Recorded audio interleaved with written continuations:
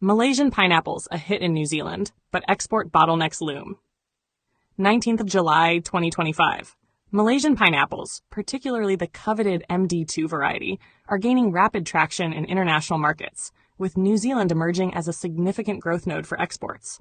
However, the surge in overseas demand has also brought into sharp relief the structural limitations of Malaysia's agricultural export ecosystem. According to multiple statements made by Deputy Prime Minister Dato Seri Dr. Ahmad Zahid Hamidi during his working visit to Wellington this week, the demand outpaces current national capacity, and urgent coordination is needed between federal agencies, state governments, and agropreneurs. Zahid's diplomatic and trade engagement in New Zealand, which included strategic meetings and site visits, revealed a rather unexpected discovery. MD2 pineapples from Malaysia have begun capturing the taste buds of Kiwi consumers. In remarks quoted by The Star, Zahid noted, "There is a high demand for our pineapples due to their quality, texture, and sweetness. However, export of Malaysian pineapples is currently very limited."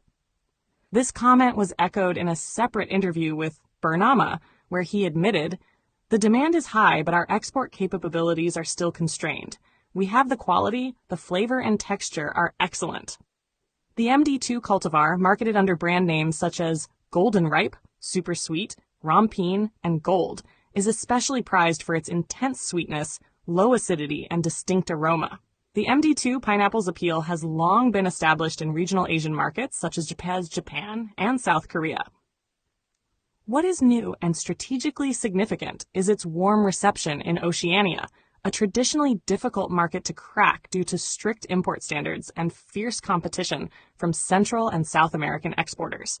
With MD2 now finding fans in Wellington and Auckland, the Malaysian pineapple industry is presented with a rare opening to expand into premium retail chains in a high-income market. However, that path is not without obstacles. As Zahid pointed out, while Johor remains the primary growing region, there is an urgent need to scale up acreage in other states such as Perak, Selangor, Kedah, Penang, and Pahang.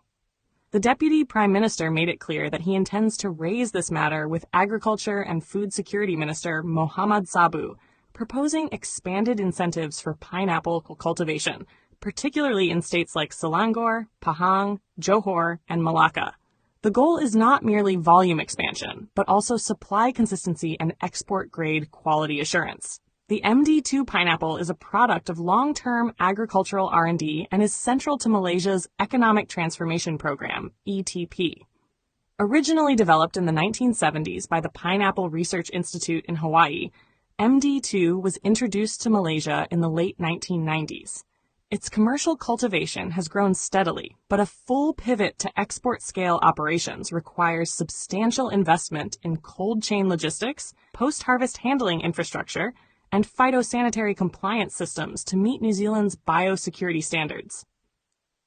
The Malaysian Pineapple Industry Board, LPNM, under the Ministry of Agriculture and Food Security, KPKM, plays a crucial role in this space. However, industry stakeholders have repeatedly flagged the lack of integrated policy coordination among federal bodies, state agricultural offices, and private sector growers as a bottleneck. Zahid's call for greater synergy among these actors is thus both timely and necessary.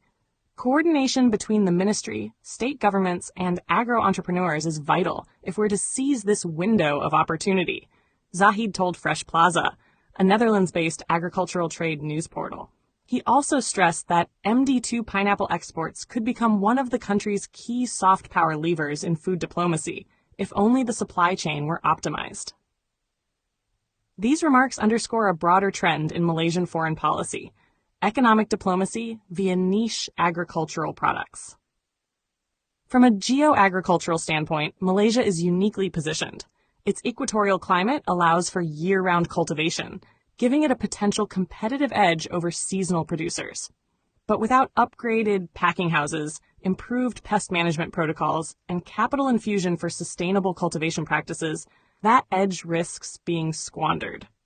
The current scale of Malaysian pineapple exports is modest when compared to regional giants like the Philippines or Thailand, but this very limitation allows for a rapid scaling model that avoids legacy inefficiencies. Pineapple farming is also less water-intensive compared to oil palm or rice, making it more climate resilient in an era of volatile rainfall and heat waves. Critically, MD2 cultivation can offer strong income diversification for rural communities. With global pineapple consumption growing at over 5% annually, demand for premium cultivars such as MD2 is expected to remain robust. New Zealand's emerging interest, therefore, should serve as a policy catalyst, not just a market anecdote. Zahid's visit also sparked wider conversation on how Malaysia can reframe its agro-export ambitions. While past administrations have focused on industrial agriculture tied to palm oil and rubber, the post-pandemic food security landscape demands a more diversified portfolio. High-value, low-footprint horticultural products like MD2 pineapples are precisely the sort of asset Malaysia should be betting on. The Deputy Prime Minister's next steps include initiating interministerial discussions and possibly convening a National Pineapple Strategy Committee, which would include representatives from LPNM, state exco portfolios on agriculture, agro-financing institutions, and logistics providers. Such an initiative could mirror successful models used for durian export expansion to China and Hong Kong. As Malaysia looks to hit its agricultural export targets under the 12th Malaysia Plan and National Agro-Food Policy 2.0, 2021 to 2030, niche breakthroughs like the New Zealand MD2 demand must be leveraged as case studies for integrated export strategy. The current interest in Malaysian pineapples is more than a horticultural footnote. It is a litmus test of Malaysia's ability to coordinate vertically across government silos and horizontally across supply chains. If Zahid's push results in actionable policy shifts, Malaysia could soon see its pineapples joining the ranks of its iconic agro-exports, turning what is today a boutique market into tomorrow's mainstream success story.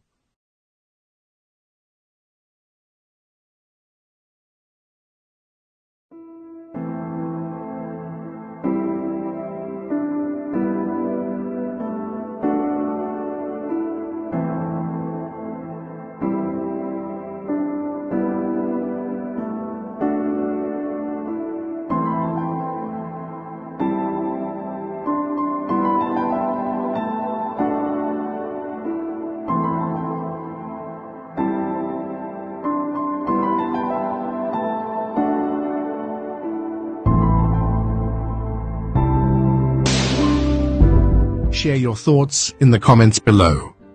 Don't forget to like this video and subscribe to our channel to show your support.